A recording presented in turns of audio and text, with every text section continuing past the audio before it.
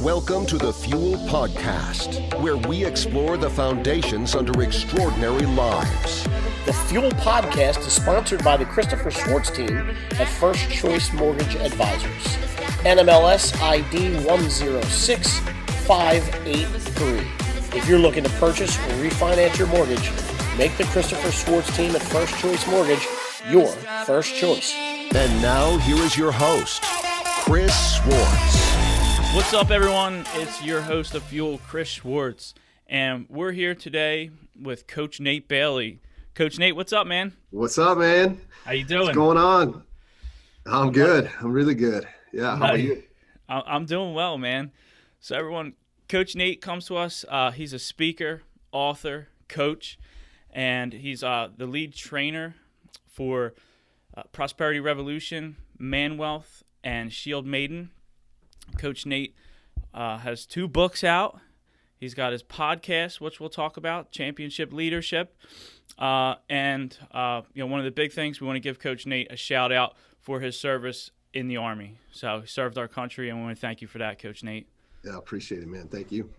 So, man, you've got, we were just talking about the weather here, and you're in Minnesota. I'm here in Philadelphia in mid-December, so we're both nice and cold. You a little more so, but last time you and I saw each other, the weather was a little nicer, huh? It was a little nicer, yeah. California, right, for immersion. Yes, sir. So we were out on the beaches of Orange County, kicking my ass. Having some fun, rolling around in the sand, yeah. Yeah, so for everybody listening, I met Coach Nate at an event that I went to called Man Wealth Immersion, and it was an amazing experience that really transformed my life, had a major impact on a lot of the things that I do, in my day-to-day, and we had a good time out there, though. I mean, he said beaches of Orange County, and, a lot of physical and, tests there and mental. Yeah. But then, that's the stuff that looks good on Facebook and everything. That's right. But there was a lot of classroom stuff and a lot of principles and distinction that you guys shared with me that I carry with me. I'm at the office here, but my home office, my journals in my top drawer, I pull it out of the drawer. And so, man, I just want to thank you for that, brother. Awesome, man. Yeah, you bet. And, I'm actually going to see one of your brothers this weekend, Jamie Lasher Thrasher from Iowa. He's coming up. We're going to actually go do a little ice fishing this weekend, but he was in your immersion class. Oh, awesome. Yeah, he lives just like 3 hours from here, so we're close. Oh, really? Yeah. Ice fishing. All right. Yeah, man. You ever done that? No, dude. No, they don't do any ice fishing out there? No ice fishing. No ice fishing here in Philadelphia. Well, we're going to have to take care of that one of these days, man. Yeah, man. That's awesome. Well, definitely tell Jamie I said hi. We'll give a shout out to the Lasher Thrasher here. Lasher Thrasher. You got to come to immersion to figure out what that's all about. Yeah. Yeah, absolutely. Get people out there, man. It's an awesome event. So, kind of getting into what we do here at Fuel, Coach Nate. All kidding aside, I mean, you do some pretty amazing stuff in your life, and that's why we want to have you here. We want to talk about it, and have you share with our listeners, and some of the people will get this out there on YouTube that are watching this. Kind of what we call is your fuel story, and just to give people a little insight. I mean, Coach Nate has, like I said, he's been in the Army. He's a platoon leader. He's done Kokora, which if you don't know what Kokora is, look it up. Just reading it will probably make you cry. It is, what is it, a 50-hour SEAL fit? Yeah, SEAL fit Kokoro. It's 50. Well, ours was we ended up going 52 hours. And it's led by Navy SEAL, retired and active duty Navy SEALs, and they kind of put you through a small taste of what Hell Week is, right, for the actual guys that are trying to become SEALs. So yeah, it's intense. Yeah. No sleep in those 52 hours, by the way. Yeah. Yeah. No sleep, 52-hour intense, like, workout kind of CrossFit type stuff times 1,000, right? Exactly. Yeah. And we were just kind of going back and forth too, before we kicked on here. Some of the races that you've done, you've done 100 miles. Yep. And you got something else coming up too. You're gonna. Yeah, I'm. This year I want to do what's called the Moab 240. So it's 240 miles, and so that's a big race, right? It's like, it's a lot longer. It's a lot further than 100 miles. And 100 miles is nothing to bat an eye at. So yeah, it's continuing to push myself and see what I can do and what I'm capable of, and it also gives me, you can't cut corners if you're going to try and run 240 miles. So it forces you to stay in shape and to continue to work. And so I'm excited. That's in October. So I got some time to build up to it. Man, that's got to be some serious training, man. Yeah. 240 miles. That's sick, man. Yeah.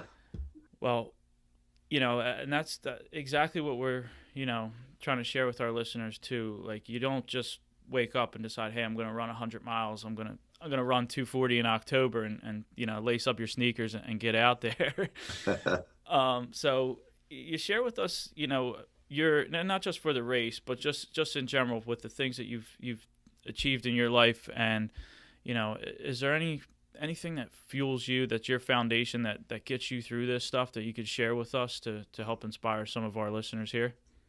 Yeah, you bet. So, I don't know. I always say, like, if I can do it, anyone can do it, really, if they wanted to. But that's, that's another conversation. Why would you want to do some of these things?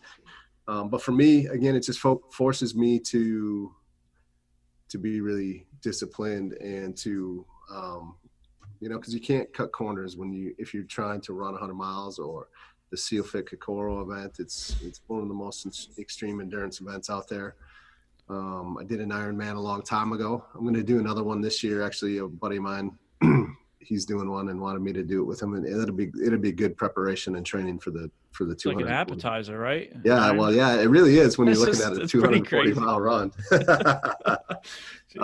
So yeah, it's but I enjoy it, and as a coach, if I'm like we're talking about being at immersion or putting you guys through the different workouts and evolutions that we do on the beach, I love it because I can stand there and not like bat an eye, just knowing that whatever I'm asking you to do, I've done, times 100, right? Like I've done way more than that. And so it's not an issue for me to stand there and push you guys as hard as I do, or push the women as hard as I do, because I know what they're really capable of, because I've experienced it myself.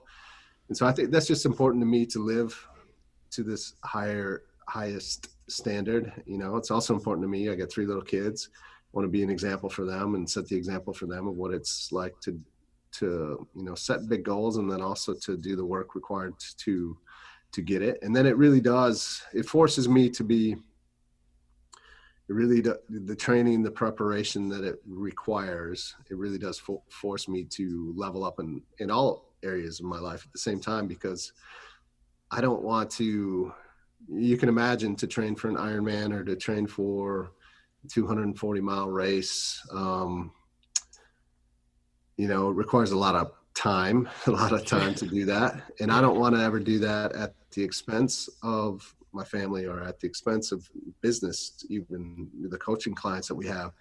So I have to be really intentional about when I'm going to train and how I'm going to fit it in around everything else. And so it really does force me to be that intentional and focused in everything else that I do as well. So I really do see it overflow and lift me up and in all areas. And it's just cool to be able to say you ran 100 miles. Let's be real. Like, yeah, there's nothing else, man. But it's not cool enough to go through all of the pain to get it. So, right. I mean, yeah, exactly. Or else everyone would do it, Yeah. So, yeah. So yeah, that's a little bit about why I do it and why I continue to do these things. I just really am, I'm just always curious. Like, I know it's possible because other people have done it before me. So, So like, can I do it? Right. And I think, yeah, we're really capable of doing just about anything we put our minds to. And, you know, just a lot of people settle, and I don't want to be, and that's okay if that's what they want. It's not good for me, man. I don't want to settle and just look back and then with a bunch of regret and wish that I would have done this or done that. So I'm living it. Yeah, man, you're definitely living it, and it's so fun to, you know, just to follow along, and, you know, like you said, it's not, you know, not everybody's going to get up and say, hey, I want to run 100 miles, but yeah. you know, we all have things in our lives that we may want to do that Totally. look like a 100-mile race. It's Yeah. like, there's no way I can do that, you know, and whatever it is. I Yeah. mean, with you, after you know, you do these things, does that translate into you looking at other things in your life like, well, shit, I just, you know, crushed a 100-mile race. Like, so what might have seemed like a big issue over here that I have to deal with at work or with my family, like, I got this. Yeah, absolutely. 100%. Yeah. And, you know, I think, you know, just like the training forces me to level up, but yeah, it's just like when you experience, I mean, there's just so many lessons that you can, if you're present to them, you can extract that help you in all situations. Right. Yeah.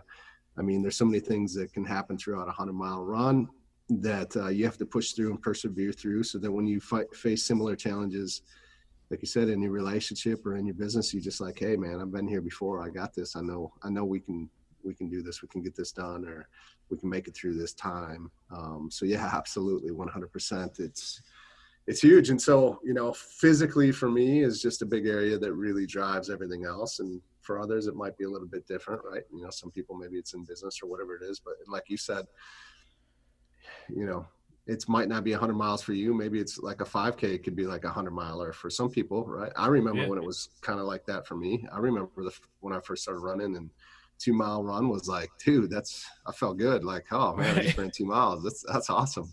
And now, of course, you know, your perspective changes the more you push. And when you go 100 miles, it's like you're not even getting started. But, you know, it's just all about perspective. And everybody you just start from where you're at, right? Everybody's in a different place. And I think it's awesome when people get off the couch and go run for the first time, or go do that first 5K, and they got that medal and they got a big smile on their face. I think that's incredible. So, yeah. Yeah, I mean, because I know when we met, you had shared with us that, you know, there was a point, I guess, leading up to some of the things that you did. I don't know if it was Kokora or what, that you were out of shape. You were.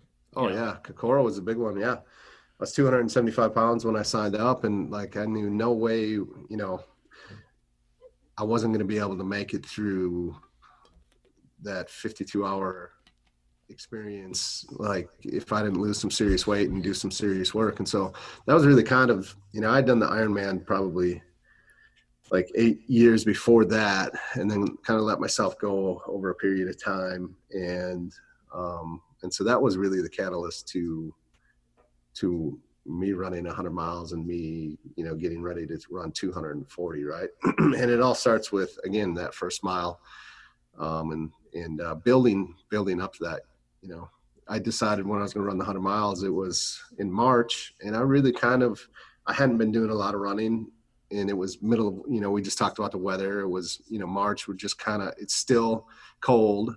There's still snow on the roads. Like, you know, it's not the greatest time to get out and do a bunch of running, but it's kind of that time of year where it's starting to turn. And I gave myself 3 months. And so, you know, I was probably a little, you know, my eyes were bigger than what I could actually chew. Right. And so, you know, I failed the first 2 times, but I just persevered and was like, hey man, I'm going to do this. I'm going to make this happen. And in October of that year, so it took me about 7 months to finish it and to do it, but I did it. Right. I mean, yeah, it's amazing. And, you know, just to even do the stuff that we talked about that led up to it, to qualify, to attempt to do it's pretty wild. So, you know, if you guys are listening, you know, check it out. You know, it's pretty wild. It's the Kokora, you know, 50-hour seal fit. Just Google it. You'll find it. Yeah, you'll find plenty of stuff on it. Yeah. And then, dude, did you we talk about foundation here on Fuel, and like, did this stuff start like were you always wired like this? Did this start when you were younger? Did you have any people like or experiences that you really used as a foundation to build that helped you, kind of get through this stuff and that you translate to? I think I, in a way I kind of was always wired for this. From a very young age, I was always out playing and doing sports and athletics. And I remember from a very young age, like the Wild Order Sports, they used to have the Ironman on. And I think you just kind of tuck things away at the back of your head that like, oh, that looks like pretty cool. That's pretty cool. I'll probably do that someday, but you don't really know if you'd actually do it. And then yeah, I did an Ironman. And then, you read stuff. I remember for the first time reading about like ultra marathons and it blew my mind. It literally blew my mind that someone would go and run 100 miles. Still blows my mind, Nate. Still blows my mind. Yeah. And I was like, man, I don't know that I could ever do that, but that would be kind of cool to see if I could. See, I don't. And that was probably early 2000. You're like, nah, that's cool. I'm good. Yeah. And sure enough, I ended up doing that, right? And so, I remember, kind of the same thing, right? I remember people coming to speak at the schools to us, and I thought that was cool that then these people would that's what they did. They would go around from school to school and do these presentations, and we'd get out of class and get to go to the the assembly room and listen to them, and they were motivating and inspiring people. And I just remember in the back of my head, like how cool that was. Right. And probably a small part of me was like, that'd be awesome to be able to do that someday. And well, I'm kind of doing that right now. So I'm not going to schools, but that's kind of what I do as a coach and a speaker. Yeah. And so, yeah, I like doing, I like doing things that are challenging. And now it's like, I think it's time, 100 miles, I didn't excel at it, right? I didn't really excel at the Ironman. I kind of did excel at Kokoro, which I don't know if it surprised me or not, but I just I felt really strong going through that. So I know I'm capable of way more. And so I've hired a coach, this gal that she's awesome. And she's done a lot of these crazy things, like way crazier than I have. And so she's helping me prepare for this year and for this 240 and some other things that I have. There's one called the Badwater 135, which is like literally the hottest part of the year through Death Valley, 135 miles. And it's just brutal. And again, it's kind of something where, was Goggins? Did he do the Badwater? Oh yeah, Goggins has done that I thought I heard a number of times. A lot of the great ultra runners have done it. She did. So this gal, her name is Lisa Smith Batchens. I'll give her a quick shout out. She did the quad. So she's like, yeah, I've done the double. I'm like, so hang on a second. Like you've done that back, 4 times. She's like, yeah. What? And I'm like, oh, that's next level, right? I mean, dude. Yeah. So, I mean, that's just crazy. So I think, also, so there's a point there too, right? It's like when you start to do some of these things, you start to hang out, you start to be in different circles with different people too, right? So now because of Kokoro, because of the ultra marathons, because of my podcast, because of your podcast, you get to talk to people that I just interviewed, the Iron Cowboy. Have you ever heard of him? No. He did 50 Ironmans in 50 days in 50 states. Like, dude, what? Just he's got a documentary on Netflix. Check it out. I mean, that is insane, right? And so I literally just interviewed him at his house in Utah last week. And so now I'm in these circles with these people that 100 miles, it's cool. But to them, it's like, no big deal. Like, yeah, I've done Death Valley quad. Like, right. Like, okay, all right. So just sounds cool to even say that. Right? It's not even 4 times. Yeah. So, talk to me, later when you really. Yeah. So.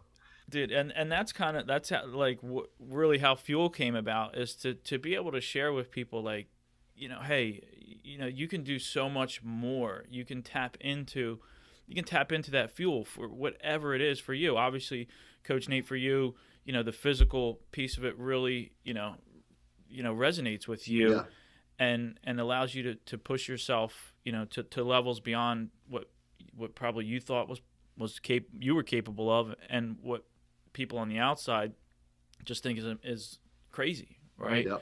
Yeah. So you're just able to, use whatever that fuel is to take things to the next level. And that's what I hope that people listening to this podcast will get out of it. I mean, there's so many limitations that we put on ourselves, that we can't do this, you can't do that. And, the physical piece, what you're talking about, it's just an extreme way for someone to just say, holy shit, that's possible. Yeah. But there's other areas of our lives that you can do that in, man. We limit ourselves. Coach Nate, I'll share, my experience up on Holy Hill. When I was at Man Wealth Immersion, there was one point where you had us, doing some runs, and this was after, a couple mile run, walk, ruck with 50-pound sandbags, 100-pound sand, all this stuff that we were doing. And you had, we were tired, and you had us, running a couple laps around the electric thing there, whatever the hell that is. And, it was like, as soon as you were done, you got to sit down and you got to take a break. So, that was your motivation, to get that shit done so that you could sit down. And you know what I mean? And I was in the lead, and I was feeling good. Yeah. And, and I took my eye off of, what was going on around me, and just kind of, went from first gear to third. And just like that, man, a couple people passed me, and, I had a couple more laps to run. So the Lasher Thrasher might have been one of them that passed you at the very end. Like, you let up and I remember that. Yeah. It was a great lesson for you though, right? Like, where else are you doing that, right? You kind of quit right before the finish line. Yeah. And, that is obviously, I'm still talking about it now. So there's been times where I've wanted to quit at the finish line, or you think you're at the finish line. Yeah. Right. And then boom, somebody passed you just like that. Cause I didn't want to quit. I wasn't tired. I had it in me. Yeah. No, you totally did. Yeah. Yeah. But I thought I was just eased up. Yeah. I thought I was at the finish line, and, so yeah, man. So I just, to kind of talk about, switch gears with, we talked about a lot of the physical stuff and how that translates to other areas, but you really do focus with people on what you call the big four, right? Mm-hmm. Yeah. And, to talk about, the big four real quick, what are you outside of the physical? Yeah, absolutely. Yeah. Big four is physical, the big four areas of your life, right? Physically, spiritually, relationally, and financially. And it really is possible to, what they say, quote unquote, have it all, right? It's not easy.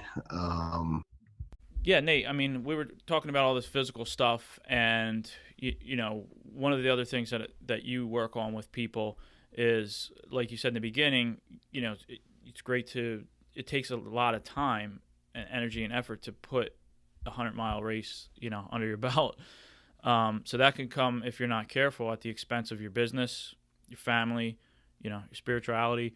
How do you balance that and work with people through the different programs that you have to make sure that you don't get things out of balance, and you can, like we were talking about, have it all before we had the IT glitch there. Yeah, that happens, right? Yeah. So the big four, like you said, the big four areas, right? Physically, spiritually, relationally, and financially. And, it's important to focus on each one and be intentional. Like, what they say, right? Like, what you water grows, and what you don't wilts and dies. And it's the same thing in life. A lot of us will focus on the areas that we're really strong in, or that we're really good at. That's for many typically like physically or inside your business. And then you kind of let the other ones just kind of go by the wayside. And so as a part of Man Wealth or Shield Maiden in Immersion, it's not good enough for us to just be great at one area, but to, really thrive in all areas. I think that's how we all grow up with this image of like just having, a good life, a great life, and in all areas, not just one or two. And so it's just really comes down to, if you want to break it to its simplest form, of just doing a little bit in each area every day, right? Just being intentional and focused in each area. You know, we have what we call the ATMs, where you just every day you're watering each area. You're showing up. You're doing a little bit of work, and when you take small steps every day, you look back at the end of 12 weeks. You look back at the end of 6 months, a year, and you realize, like, man, I've accomplished a lot of great things, and I'm living a good life because of it, by just being super intentional and taking some simple steps every day in all of those big 4 areas, so that you're not just one dimensional. Yeah. And that was for me, you know, the biggest takeaway from Man Wealth Immersion. And we'll talk about guys stuff when we wrap this up at the end. How you can, you know, find more information on all these things that Coach Nate's talking about. He'll let you know.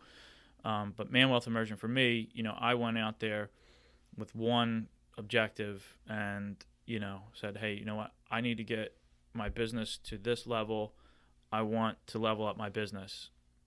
And when I got there and went through, you know, the experience and the immersion, so to speak, that was the least of the things that I cared about. Yeah. You know, for being out there. Happens almost every time, man. Yeah. Yeah. So that was the awesome thing. And I've invested a lot in myself, in coaching, personal development, just listening to books and, you know, consuming that stuff. And, you know, I have to say to everybody listening, man, what Coach Nate and Satema are doing there, it is a unique experience. And, you know, it's either, you know, a group of guys in Man Wealth Immersion, or a group of women in Shield Maiden. And so, well, we'll talk about it. You can tell people how to find out more. But what I want to do now, as we wrap things up here, I'm gonna hit you with a little rapid fire. Oh, let's do it. All right. So rapid fire goes like this: You're stuck on an island, and we're gonna hit you with 3 questions. All right. All right. And so the first one, and there's always a disclaimer for this one. We're gonna ask you who you're taking with you. But before I do that, I'm gonna give you the disclaimer to keep all your family and friends. We don't need anybody. All right. we know that the wife would be there, the kids. Yeah. So yeah, outside of your family Yeah. and your loved ones, anybody, dude. You know, who you taking with you? I already know, man. I'd like to shout out to your wife. King Louie's got to come with me to the island. Man. I'm sorry. I gotta take King Louie with me. King Louie. Oh man, King Louie is my wife and now my cat that I've inherited, and he's awesome, but he is definitely, you're gonna have to. He is the alpha of the house. Yeah, he's the alpha. We were talking earlier, and you know, he's probably sitting on the couch right now, drinking a beer while I'm at work. Awesome, man. Well, you'll have to fight Lori for King Louie to go there with you. I figured that. I love it, dude. All right, second question. What book would you take with you? What is a book, and I know, you know, that you've read that's had an impact on your life, that you would take with you outside of your 2 books? Of course, we know you'd be reading that. Yeah, absolutely. Shout out to the 100 Mile Mindset. I would, you know, I read a lot, so there's a lot of books, but one that I've been reading and spending a lot of time with is called Sacred Pace by Terry Looper. It's a really, really awesome book, and just kind of from an incredible business guy. It's a Christian book as well, but it's just the process that he came up with for himself and for his life. And it really rules like how he makes decisions, not just in business, but in all areas. And it's called the Sacred Pace. So that's a big one for me recently. Awesome. The Sacred Pace. I haven't heard that one. So yeah, that's the beauty of this. I get to add.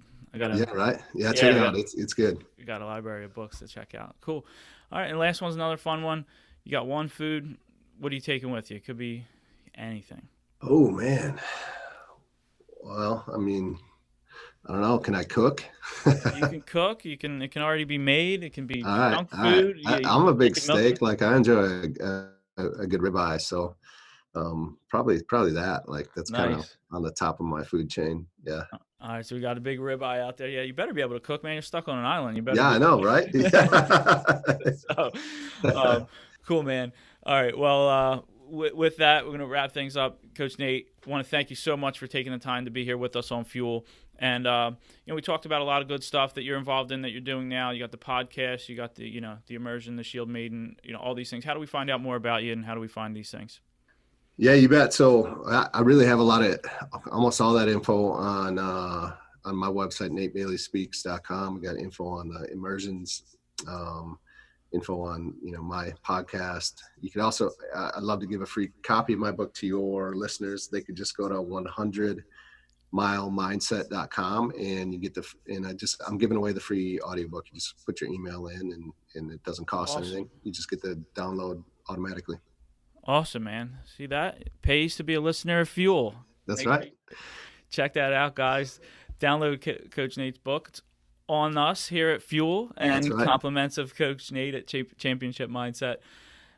So with that, man, we're going to wrap it up. I just want to ask anybody that's listening to this, if you got some value out of it, do me a favor, share this with some family, friends, share it on social, give us a 5-star rating on iTunes. And on that note, we're out.